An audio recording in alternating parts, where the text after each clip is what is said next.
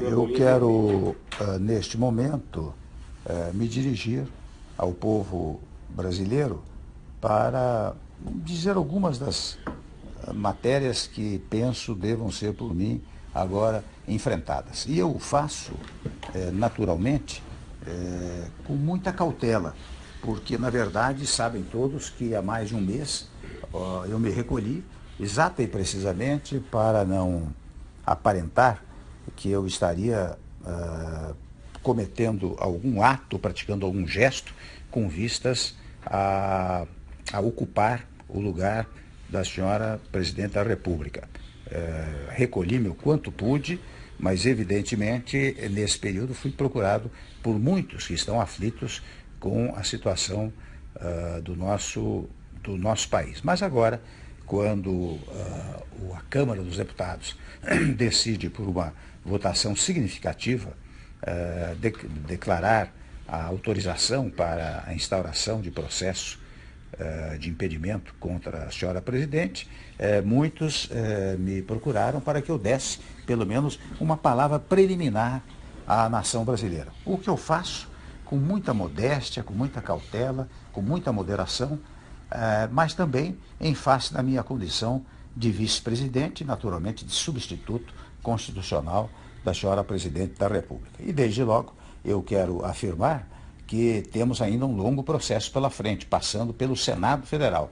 Então todas as minhas palavras levarão em conta apenas a decisão da Câmara dos Deputados, portanto também as minhas palavras são provisórias, já que nós temos que aguardar e respeitar a decisão soberana que o Senado Federal proferirá a respeito desse tema, seja quanto à admissibilidade da autorização, seja quanto ao final o julgamento propriamente dito. Portanto, eu quero neste momento prestar uma homenagem ao Poder Legislativo, tanto à Câmara dos Deputados, que já debateu amplamente este assunto, como ao Senado Federal, que irá debater. E desde logo eu quero comunicar aos amigos e colegas homens públicos, senadores da melhor cepa, da melhor sabedoria, que aguardarei naturalmente a decisão, aguardarei respeitosamente a decisão do Senado Federal. Não quero avançar o sinal,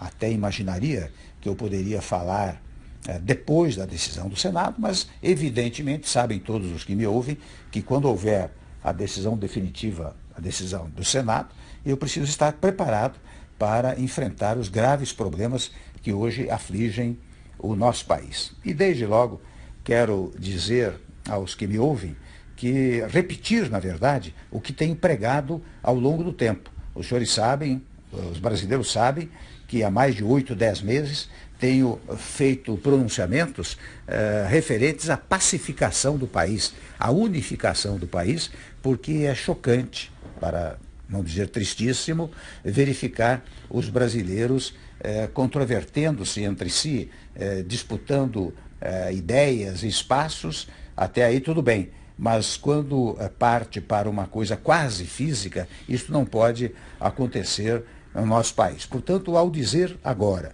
que a grande missão, a partir deste momento, é a da pacificação do país, da reunificação do país, eu quero dizer que estou repetindo o que venho pregando há muito tempo como responsável por uma parcela da vida pública nacional. Devo dizer também, isto fica para aconteça o que acontecer no futuro, que é preciso um governo de salvação nacional e, portanto, de união nacional. É preciso que se reúnam todos os partidos políticos e todos os partidos políticos estejam dispostos a dar a sua colaboração para tirar o país da crise. Sem esta unidade nacional, penso que será difícil tirar o país da crise em que nos encontramos.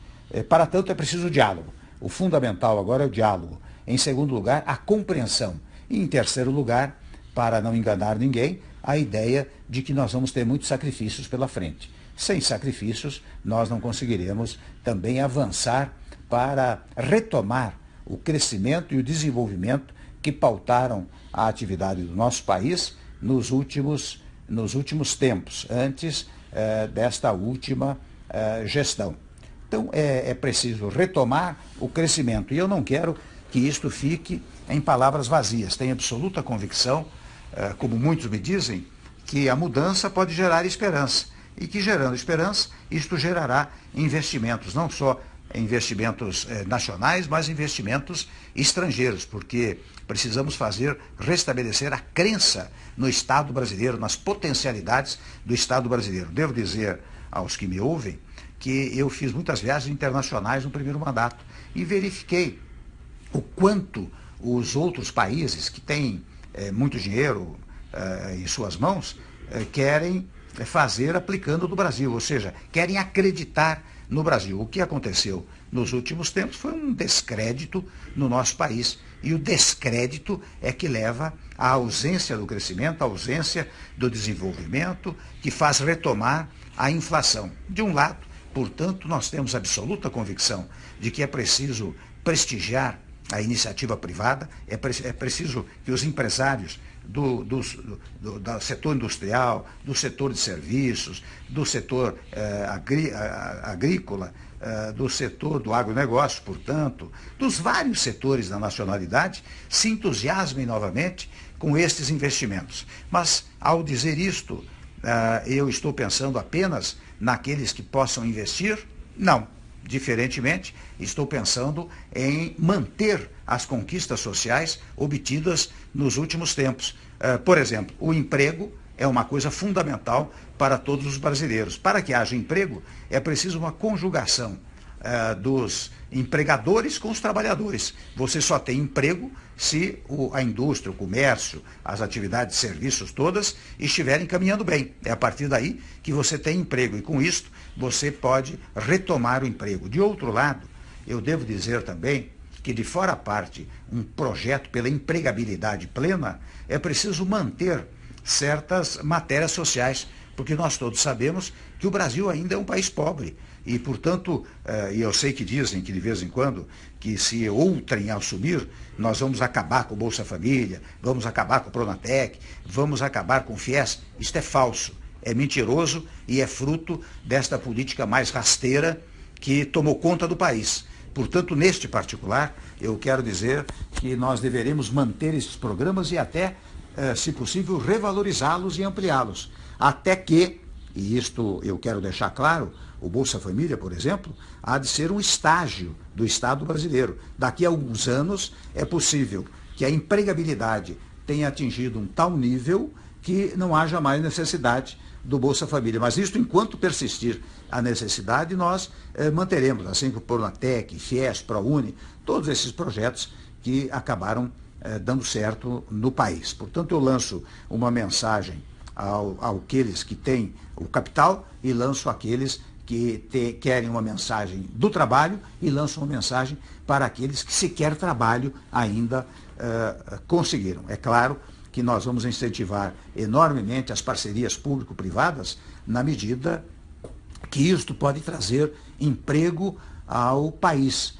Nós temos absoluta convicção de que hoje, mais do que nunca, o Estado não pode tudo fazer. O Estado depende da atuação dos setores produtivos do país. Empregadores de um lado, trabalhadores de outro lado. Estes setores produtivos é que, aliançados, vão fazer a prosperidade do Estado brasileiro. O Estado brasileiro tem que cuidar de segurança, da saúde, da educação, enfim, de alguns temas fundamentais que não podem sair da órbita pública, mas o mais tem que ser entregue à iniciativa privada no sentido da conjugação da ação entre trabalhadores e empregadores. E neste particular, nós pretendemos fazer várias reformas que incentivem esta harmonia entre esses dois setores da produção brasileira. Tudo isto que estou a dizer significará, devo registrar, sacrifícios iniciais para o povo brasileiro, em primeiro lugar.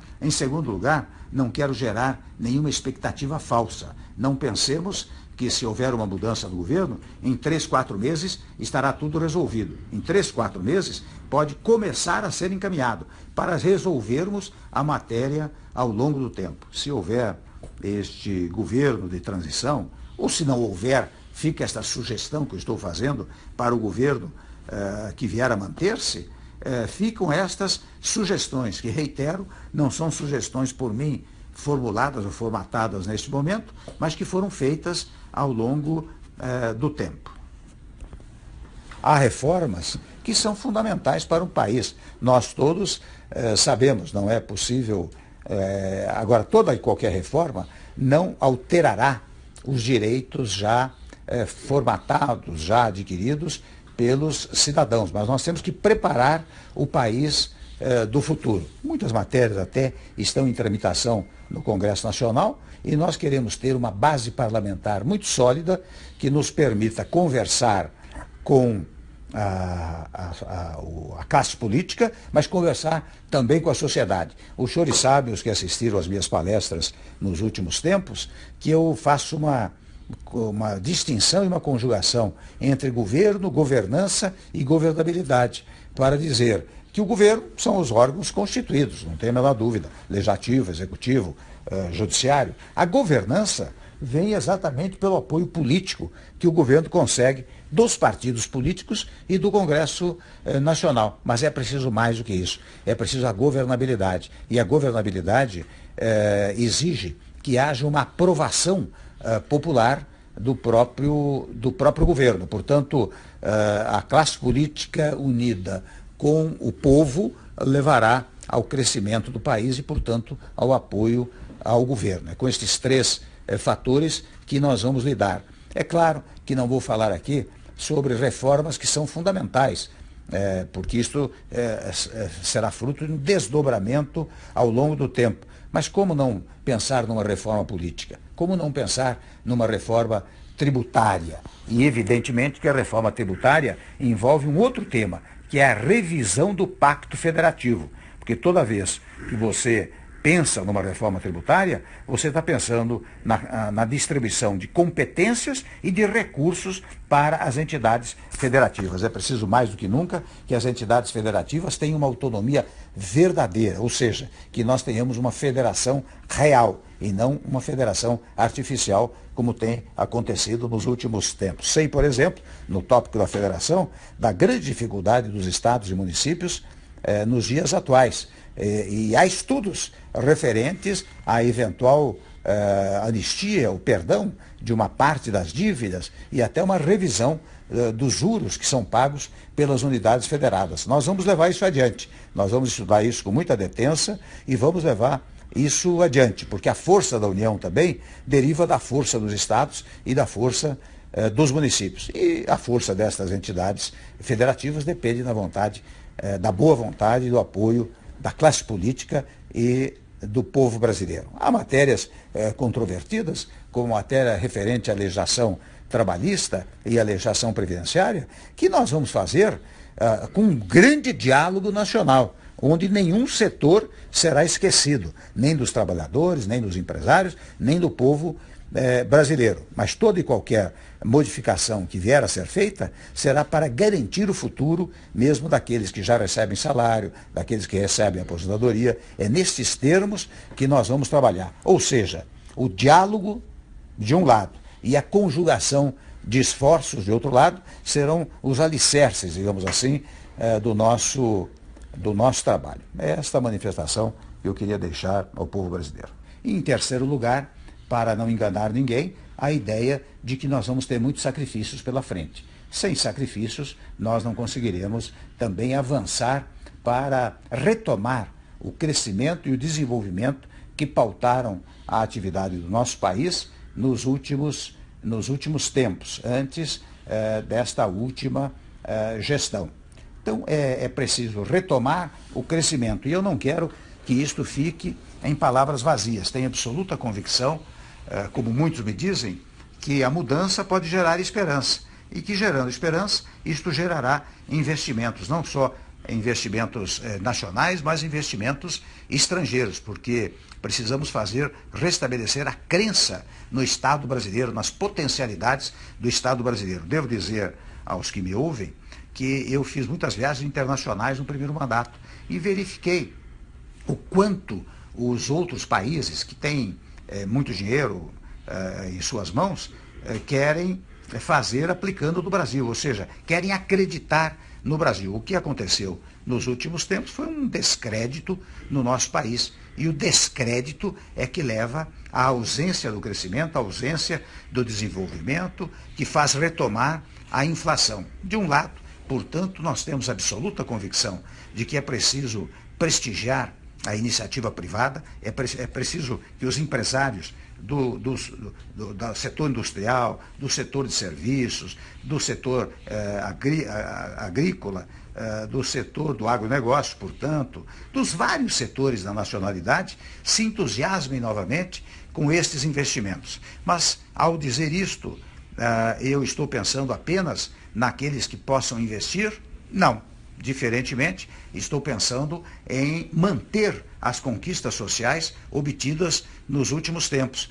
Por exemplo, o emprego é uma coisa fundamental para todos os brasileiros. Para que haja emprego, é preciso uma conjugação dos empregadores com os trabalhadores. Você só tem emprego se a indústria, o comércio, as atividades de serviços todas estiverem caminhando bem. A partir daí, incentivem esta harmonia entre esses dois setores da produção brasileira. Tudo isto que estou a dizer significará, devo registrar, sacrifícios iniciais para o povo brasileiro, em primeiro lugar. Em segundo lugar, não quero gerar nenhuma expectativa falsa. Não pensemos que se houver uma mudança no governo, em 3, 4 meses estará tudo resolvido. Em 3, 4 meses pode começar a ser encaminhado para resolvermos a matéria ao longo do tempo. Se houver este governo de transição, ou se não houver, fica esta sugestão que eu estou fazendo para o governo que vier a manter-se,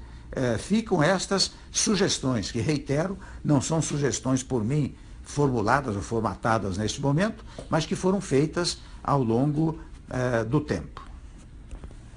Há reformas que são fundamentais para um país. Nós todos sabemos, não é possível. Agora, toda e qualquer reforma não alterará os direitos já formatados, já adquiridos pelos cidadãos, mas nós temos que preparar o país do futuro. Muitas matérias até estão em tramitação no Congresso Nacional e nós queremos ter uma base parlamentar muito sólida que nos permita conversar com a classe política, mas conversar também com a sociedade. Os senhores sabem, os que assistiram às minhas palestras nos últimos tempos, que eu faço uma distinção e uma conjugação entre governo, governança e governabilidade, para dizer que o governo são os órgãos constituídos, não tem a menor dúvida, legislativo, executivo, judiciário. A governança vem exatamente pelo apoio político que o governo consegue dos partidos políticos e do Congresso Nacional. Mas é preciso mais do que isso, é preciso a governabilidade. E a governabilidade exige que haja uma aprovação popular do próprio governo. Portanto, a classe política unida com o povo levará ao crescimento do país e, portanto, ao apoio ao governo. É com estes três. Eu quero, neste momento, me dirigir ao povo brasileiro para dizer algumas das matérias que penso devam ser por mim agora enfrentadas. E eu o faço, naturalmente, com muita cautela, porque, na verdade, sabem todos que há mais de um mês eu me recolhi, exata e precisamente para não aparentar que eu estaria cometendo algum ato, praticando algum gesto, com vistas a ocupar o lugar da senhora Presidenta da República.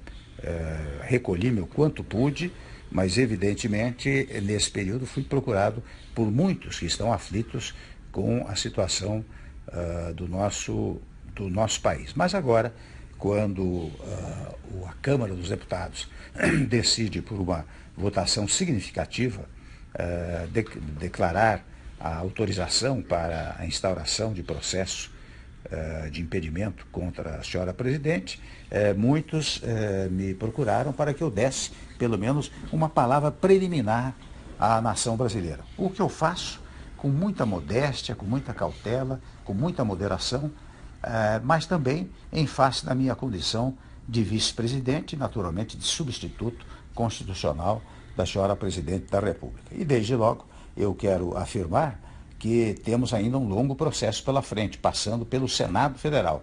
Então, todas as minhas palavras levarão em conta apenas a decisão da Câmara dos Deputados, portanto, também as minhas palavras são provisórias, já que nós temos que aguardar e respeitar a decisão soberana que o Senado Federal proferirá a respeito desse tema, seja quanto à admissibilidade da autorização, seja quanto, ao final, o julgamento propriamente dito. Portanto, eu quero, neste momento, prestar uma homenagem ao Poder Legislativo, tanto à Câmara dos Deputados, que já debateu amplamente este assunto, como ao Senado Federal, que irá debater. E, desde logo, que você tem emprego, e com isto você pode retomar o emprego. De outro lado, eu devo dizer também que, de fora a parte, um projeto pela empregabilidade plena, é preciso manter certas matérias sociais, porque nós todos sabemos que o Brasil ainda é um país pobre. E, portanto,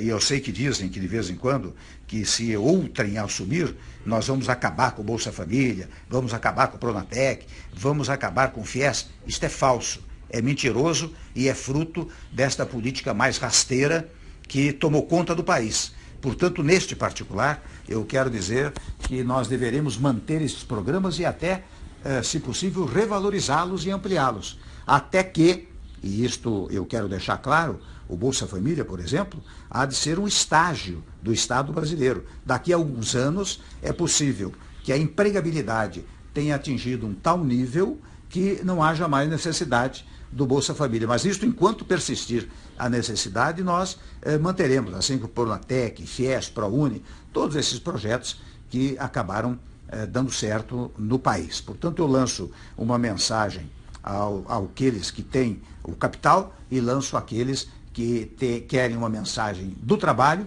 e lanço uma mensagem para aqueles que sequer trabalho ainda conseguiram. É claro que nós vamos incentivar enormemente as parcerias público-privadas na medida que isto pode trazer emprego ao país. Nós temos absoluta convicção de que hoje, mais do que nunca, o Estado não pode tudo fazer. O Estado depende da atuação dos setores produtivos do país. Empregadores de um lado, trabalhadores de outro lado. Estes setores produtivos é que, aliançados, vão fazer a prosperidade do Estado brasileiro. O Estado brasileiro tem que cuidar de segurança, da saúde, da educação, enfim, de alguns temas fundamentais que não podem sair da órbita pública, mas o mais tem que ser entregue à iniciativa privada no sentido da conjugação da ação entre trabalhadores e empregadores. E, neste particular, nós pretendemos fazer várias reformas que quero comunicar aos amigos e colegas homens públicos, senadores da melhor cepa, da melhor sabedoria, que aguardarei naturalmente a decisão, aguardarei respeitosamente a decisão do Senado Federal. Não quero avançar o sinal, até imaginaria que eu poderia falar depois da decisão do Senado, mas evidentemente sabem todos os que me ouvem que quando houver a decisão definitiva, a decisão do Senado, eu preciso estar preparado para enfrentar os graves problemas que hoje afligem o nosso país. E, desde logo, quero dizer aos que me ouvem que repetir, na verdade, o que tenho pregado ao longo do tempo. Os senhores sabem, os brasileiros sabem, que há mais de 8, 10 meses tenho feito pronunciamentos referentes à pacificação do país, à unificação do país, porque é chocante, para não dizer tristíssimo, verificar os brasileiros controvertendo-se entre si, disputando ideias e espaços. Até aí tudo bem, mas quando parte para uma coisa quase física, isso não pode acontecer no nosso país. Portanto, ao dizer agora que a grande missão, a partir deste momento, é a da pacificação do país, da reunificação do país, eu quero dizer que estou repetindo o que venho pregando há muito tempo como responsável por uma parcela da vida pública nacional. Devo dizer também, isto fica para aconteça o que acontecer no futuro, que é preciso um governo de salvação nacional e, portanto, de união nacional. É preciso que se reúnam todos os partidos políticos e todos os partidos políticos estejam dispostos a dar a sua colaboração para tirar o país da crise. Sem esta unidade nacional, penso que será difícil tirar o país da crise em que nos encontramos. Para tanto, é preciso o diálogo. O fundamental agora é o diálogo. Em segundo lugar, a compreensão